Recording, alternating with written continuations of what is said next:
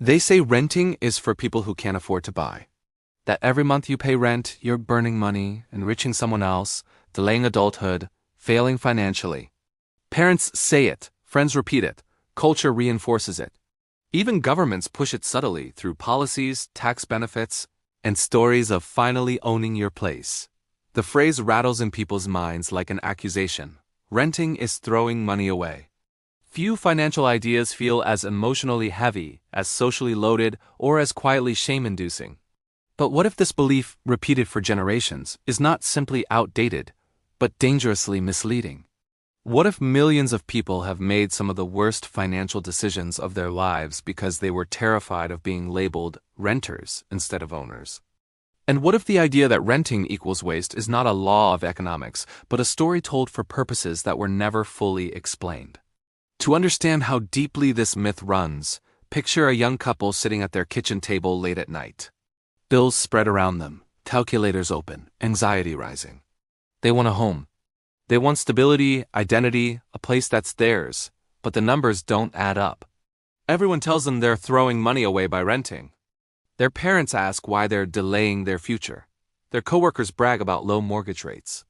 Social media shows endless photos of smiling couples holding "we bought a house" signs. So in the silence of that kitchen, under the weight of cultural pressure, they begin convincing themselves they must buy no matter what. And that's the trap. Because the myth is powerful precisely because it feels moral. Renting feels temporary, like camping in someone else's territory. Buying feels like progress, responsibility, adulthood. But when you peel back the emotion, the paperwork, the decades of cultural reinforcement, the truth becomes much stranger and much more freeing.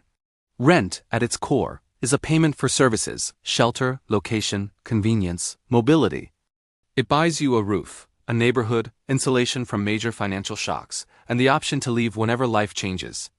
It is not wasted. It is consumed just like food, electricity, transportation, or any service that sustains your daily life. You don't accuse someone of throwing money away when they buy groceries, even though the food disappears. You don't call electricity a waste because the light shuts off when you stop paying. Renting is the same.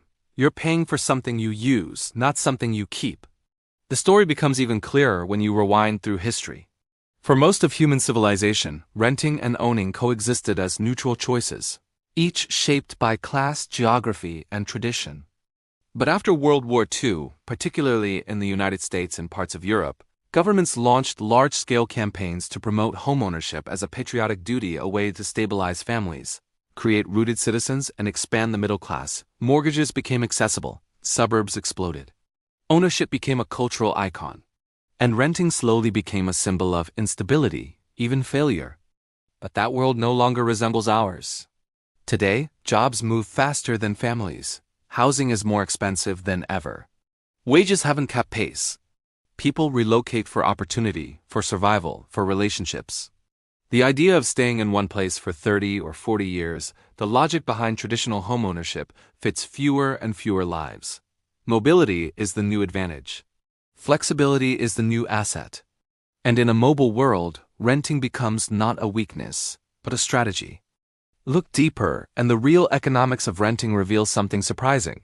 Renting often costs less than owning when you include the true costs: maintenance, repairs, insurance, interest, taxes, closing costs, moving costs, agent fees, and the investment returns you miss out on when your money is trapped in a down payment.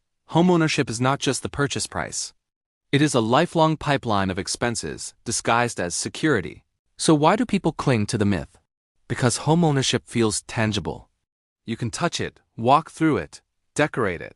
Renting feels temporary, but emotions are not economics. The idea that renting is wasteful comes from comparing it to the wrong thing. Renting is not wasted money. Renting is wasted only when you compare it to the fantasy that every homeowner gets rich from appreciation. But appreciation is not guaranteed, not even close. In many cities, home prices barely match inflation over long periods. Some decline, some stagnate. Others rise unevenly, rewarding a lucky few and punishing everyone else. The deeper truth is this: you don't become wealthy from the house.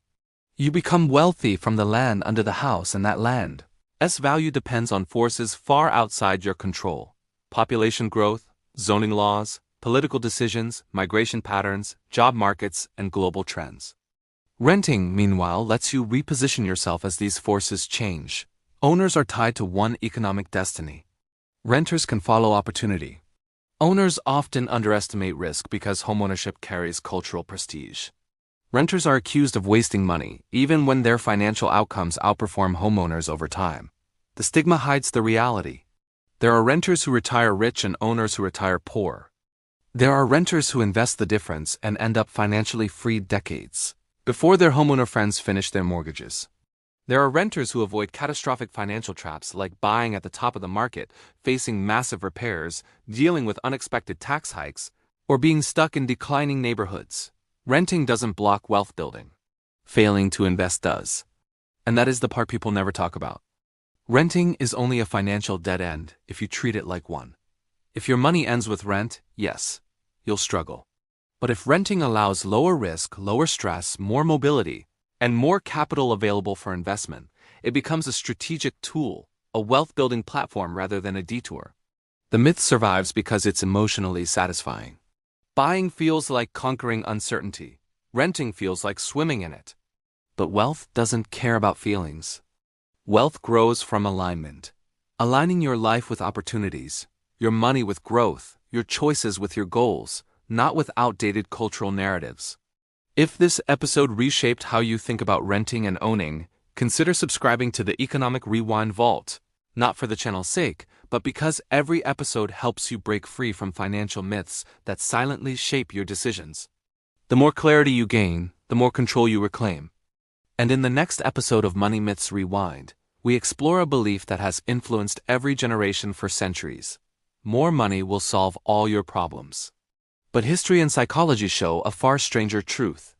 Money solves some things, but not the things you expect. And sometimes more money amplifies the very problems people hope it will silence. You won't want to miss that one. See you in the next Rewind.